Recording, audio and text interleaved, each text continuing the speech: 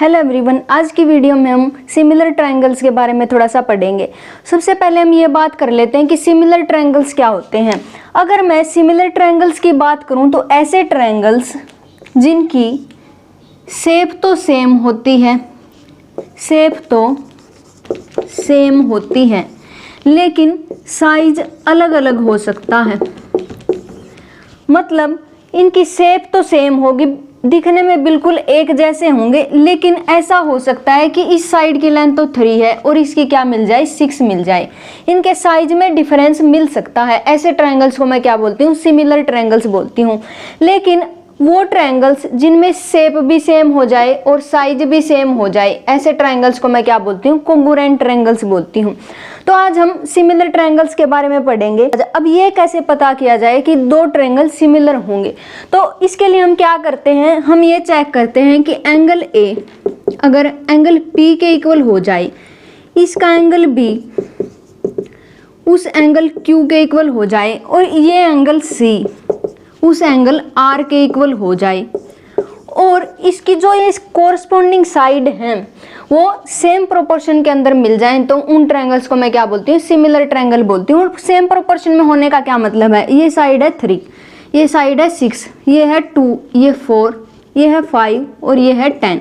अगर मैं इनका रेशियो निकालती हूँ 3/6 is equal to 2/4 is equal to 5/10। जब मैं सोल्व करूंगी तो ये मिलेगा हमें। तो इन साइड को हम क्या बोलते हैं, सेम प्रोपोर्शन के अंदर होते हैं ये साइड। तो सिमिलर होने के लिए जो फर्स्ट कंडीशन है वो क्या है कि उनके कोरस्पॉन्डिंग एंगल इक्वल होने चाहिए उन ट्रायंगल्स के, और उनकी जो साइड है कोरस्पॉन्डिंग साइड, उनका रेशियो कैसा होना चाहिए, सेम प्रोपोर्शन के अंदर होना चाहिए। तभी मैं कह सकती हूँ कि दो ट्रायंगल सिमिलर हैं। अगर ऐसा हो जाए कि angle A not equal to angle P हो जाए, तब मैं ऐसा नहीं कह सकती कि ये दो ट्रायंगल कैसे होंगे, सिमिलर होंगे। अब अगर मैं किन्हीं दो ट्रायंगल्स को सिमिलर प्रूव करना चाहती हूँ तो इसके लिए हमारे पास 4 क्राइटेरिया होते हैं। सबसे पहला क्राइटेरिया होता है एंगल एंगल एंगल क्राइटेरिया, और दूसरा होता है हमारे पास एंगल एंगल क्राइटेरिया, और तीसरा होता है साइड साइड साइड क्राइटेरिया, और फोर्थ होता है हमारे पास साइड एंगल साइड क्राइटेरिया। आज की वीडियो में हम बस ये 2 क्राइटेरिया पढ़ेंगे, angle angle angle criteria and angle angle criteria. अब हम पढ़ेंगे एंगल एंगल एंगल क्राइटेरिया के बारे में। तो अगर मैं एंगल एंगल एंगल क्राइटेरिया की बात करूं तो ये क्या होता है, हमारे पास 2 ट्रायंगल्स दिए जाते हैं ए बी सी, और दूसरा ट्रायंगल मैं मान लेती हूँ कि पी क्यू और आर है। ये एक थ्योरम है जो ये बताती है अगर इस ट्रायंगल के सारे एंगल इसके कोरस्पॉन्डिंग एंगल के इक्वल हों तो इसकी जो साइड है वो सेम प्रोपोर्शन के अंदर आ जाती हैं, और सेम प्रोपोर्शन के अंदर आ जाएंगी और एंगल भी इक्वल होंगे कोरस्पॉन्डिंग, तो कैसी बन जाएगी हमारी ट्रायंगल, सिमिलर ट्रायंगल बन जाएगी। तो इसको हम प्रूव कैसे करेंगे, सबसे पहले हम ये मान के चलेंगे कि angle A is equal to angle P,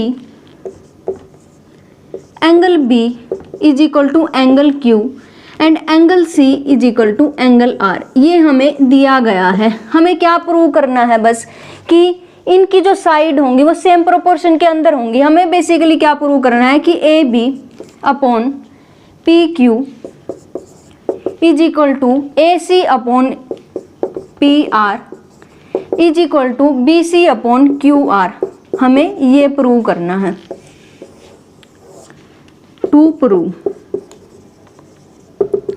तो सबसे पहले हम क्या करेंगे, यहाँ पर एक लाइन ड्रॉ करेंगे जिसको हम डी ई नाम देंगे, और ये लाइन मैं मान लेती हूँ कि इस लाइन के कैसी है, पैरेलल है। और मैंने ये लाइन ऐसे ड्रॉ की है कि ये जो ट्रायंगल है, ट्रायंगल ए बी सी, वो किसके कोंग्रुएंट हो जाएगी, पी डी ई के कोंग्रुएंट हो जाएगी। कोंग्रुएंट होने का मतलब है कि उनकी सारी की सारी साइड इक्वल होंगी और सारे के सारे एंगल इक्वल होंगे। लेकिन सिमिलर होने का क्या मतलब है कि उनके कोरस्पॉन्डिंग एंगल इक्वल होंगे पर उनकी जो साइड है वो सेम प्रोपोर्शन के अंदर मिलेंगे, इक्वल ना भी हो भी सकती हैं।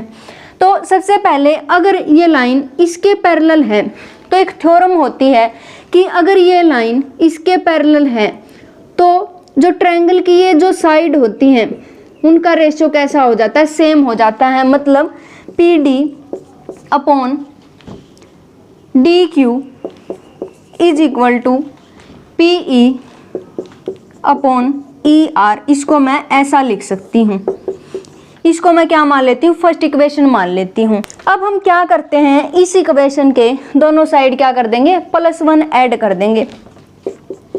अगर मैं +1 ऐड कर देती हूँ तो हमें क्या मिलेगा, P D upon D Q +1 is equal to P E upon E R +1। तो यहाँ से हमें क्या मिलेगा, P D plus D Q. LCM लेने के बाद P D plus D Q हमारे पास क्या होता है, P Q upon D Q is equal to P E plus E R. P E plus E R क्या बन जाएगा हमारे पास, पी आर बन जाएगा अपॉन ई आर। तो यहाँ से हमें क्या मिलेगा, P Q upon P R is equal to D Q upon E R, ऐसा कुछ हमें मिल जाएगा। अब अगर मैं D Q upon E R की यहाँ से वैल्यू निकालना चाहती हूँ तो हमें क्या मिलेगा, D Q upon E R is equal to P D upon D E. इसको मैं क्या मान लेती हूँ, सेकेंड इक्वेशन मान लेती हूँ। और इन दो इक्वेशन से हम क्या कर सकते हैं, हम ऐसा लिख सकते हैं, D Q upon E are किसके इक्वल है, P Q upon P are. और यहाँ से D Q upon E are किसके इक्वल है, पी डी अपॉन डी ई। तो ऐसा लिख सकती हूँ। और हमने स्टार्टिंग में बिल्कुल ये अज्यूम किया था कि ये एक ऐसी लाइन है, अगर मैं इसको यहाँ पर ड्रॉ कर देती हूँ तो ये जो ट्रायंगल है D P E A B C के कैसा हो जाता है, कोंग्रुएंट हो जाता है। और कोंग्रुएंट हो जाता है तो इनकी सारी साइडें कैसी हो जाती हैं, इक्वल हो जाती हैं, कोरस्पॉन्डिंग साइड। तो इसका मतलब A B is equal to P D होगा और B C is equal to D E होगा और A C is equal to P E होगा। तो ये यहाँ से हमें क्या पता चलेगा, पी डी किसके इक्वल है, हमारा ए बी के इक्वल है।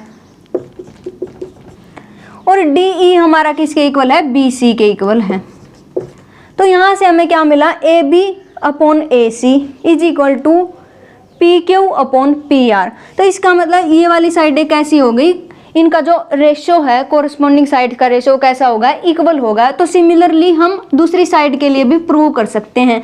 तो यही होता है हमारे पास एंगल क्राइटेरिया, जिसमें क्या दिया जाता है कि सबसे पहले इन ट्रायंगल्स के कोरस्पॉन्डिंग एंगल इक्वल दिए जाते हैं और यहाँ से अगर उनके कोरस्पॉन्डिंग एंगल इक्वल होंगे तो उनकी जो कोरस्पॉन्डिंग साइड का जो रेशियो है वो कैसा हो जाएगा, सेम प्रोपोर्शन में हो जाएगा। और यहाँ से हम कह सकते हैं कि हमारी जो दो ट्रायंगल हैं वो कैसी होंगी, सिमिलर होंगी। अब अगर किन्हीं दो ट्रायंगल्स के दो एंगल सेम हो जाते तो तीसरा एंगल भी सेम हो जाता है एंगल सम की प्रॉपर्टी से। तो हमारे पास क्या मिल जाएगा, फिर से तीनों एंगल इक्वल हो जाएंगे। अगर तीनों एंगल इक्वल हो जाएंगे तो उनके जो कोरस्पॉन्डिंग साइड है उनका रेशियो भी इक्वल हो जाएगा। और इक्वल हो जाएगा तो फिर से हमें क्या मिलेगा कि हमारे जो दो ट्रायंगल होंगे वो कैसे होंगे, सिमिलर होंगे। और इस क्राइटेरिया को मैं क्या बोलती हूँ, एंगल क्राइटेरिया बोलती हूँ। तो आज की वीडियो में हमने दो क्राइटेरिया पढ़े हैं, एंगल क्राइटेरिया और एंगल क्राइटेरिया। इसे नेक्स्ट वीडियो में हम ट्रायंगल्स की सिमिलरिटी के बारे में थोड़ा सा और समझने की कोशिश करेंगे। तब तक के लिए stay connected, have a nice day, thank you.